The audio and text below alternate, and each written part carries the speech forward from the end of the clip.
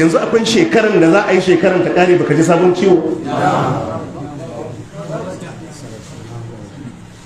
Annabi sallallahu alaihi wa alihi wa sallam yace wallam yanqusul mikyala wal mizan, mutane ba za su tauye mudu da skeli ba illa ukhidhu bisinin, face an jarabce su da fari, ayi noman yaki, an sake yi ba fita, an sake yi ba fita, wani sai ya kawo kai sai ruwa ya dauke, in ruwa bai dauke ba kwari su zo, wani yanayi ya zo.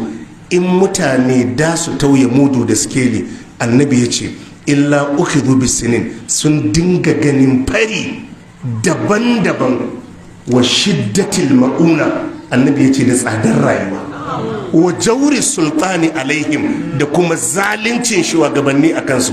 Waɗannan abubuwa guda uku annabi ya ce in dai za a tauye mudu da skeli, annabi ya ce za ku gan su keke da keke. Na farko fari,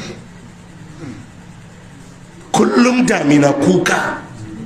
Na biyu shiddatil mauna, abinda naira 100 zai saya yanzu in kasa 150 ma ba zai saya ba.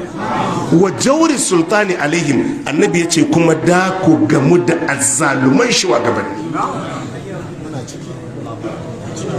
Tauye mudu da skeli, ka san mutanen mu idan aka yi mudun tauye mudu da skeli sai su dinga kallon yan awu.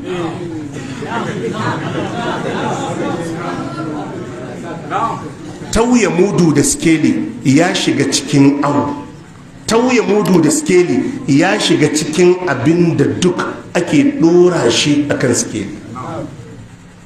Shinkafa ce zaka ga an rubuta 50 kg, in aka dora ta ka samu 45. Haka ne ko ba haka? Tauye mudu ya shafi wadda zai tafi aiki, a ka'idar aikin karfe 8 yana ofis, amma sai 8:30 ko 9 shi shiga ofis, shi ma matsala ne a al'umma.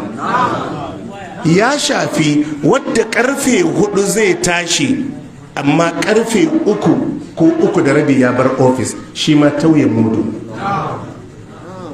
Kafintoci suna tauye mudu, teloli suna tauye mudu. Idan aka ba wa mace 500 ta yi cefane a gidanta, sai ta yi na 450, ta tauye mudu. Ta tauye mudu. Jama'a mun fahimta? Tauye mudu, al'imamu Malik yace ya shiga kowane gefe, duk wani abu da za ka tauye ya shiga cikinsa. Lokaci ne, abinci ne, skeli ne, wani alkawari ne, to du ya shiga cikin tauye mudu.